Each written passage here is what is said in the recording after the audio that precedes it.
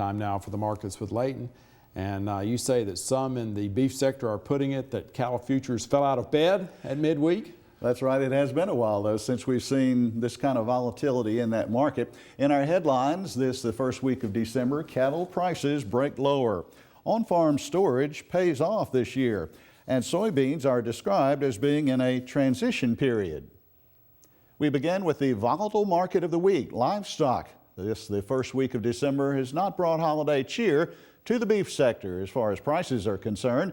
Extension Ag economist Brian Williams has some analysis. Well, before we talk about this midweek price break, let's back up to that on-feed report right about Thanksgiving. Any surprises there? There were a few surprises in there. Probably the biggest one came in the placements numbers. The expectation was for placements to be down about 4.2%. When the numbers came out, they were actually only down about 0.9%. And then a slight surprise in the on-feed numbers. They were up slightly from a year ago. The total on-feed was up slightly from a year ago, and it was expected to be down a little bit. But as far as placement, still down, but not as far as the trade may have anticipated. It was still down, but we're still dealing with a really tight supply. A lot of what we saw with the higher than expected placements is heavier cattle that were held on grass for the summer are going in now. All right, this week, going back to what's been happening here, a lot of, it seems like uncertainty about future beef demand. What kind of brought that to the forefront, do you think? There is, and there's been some question about it for a while now. As beef prices climb higher and higher, there's been question of where is that ceiling, and so there's been fears of hitting that ceiling, and right now we're seeing some of those fears again. And I guess there's no way to know if this, what's happened this week, if that's been what you might call an official break, or if we're just in a stagnant period and they could go higher again. Right, and we've seen this happen a few times before. It's really hard to tell in the short term. We've seen prices come down, but feeder cattle prices have bounced back a little bit. Live cattle have been they're hanging in there, but they haven't quite bounced back, and I think only time is going to tell. So at this point, as we speak, the feeder cattle market looks to be in maybe a little better shape than live cattle?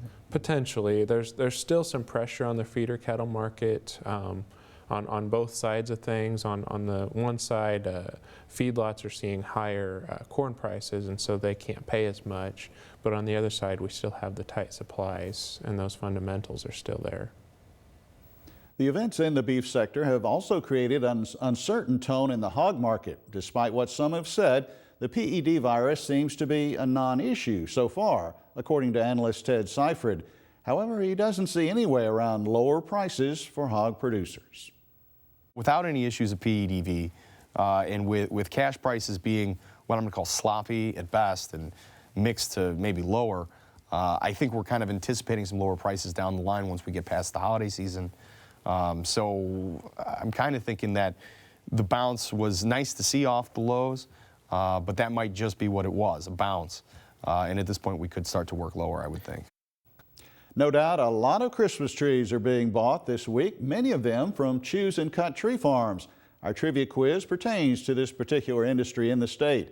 Here's the question. How many Christmas tree growers are there in Mississippi? A, 72, B, 85, C, 143, or D, 169. I'll have the answer for you at the end of the markets. More and more grain bins have popped up across the Mid-South in recent years. Nationwide, economist Keith Good tells agfacts.com there's been a 16% increase in on-farm storage since the year 2000 in the United States. Good also reports an expanded use of other non-traditional grain storage as well, such as huge plastic bags placed on the ground. These developments, he says, have given producers more control over market prices, especially this fall. Good reports corn and soybean futures have risen 10% or more since September.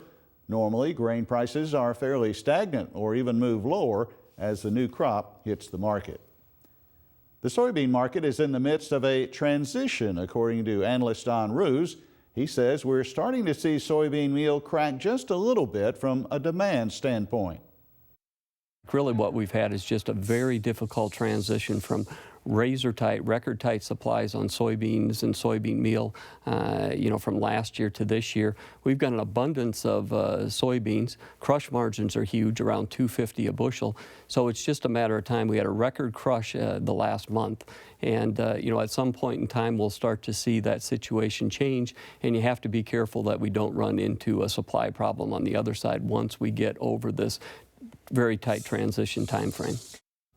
The Associated Press reports that Hershey Foods, the chocolate company, is exploring shifting away from using high fructose corn syrup in some of its products.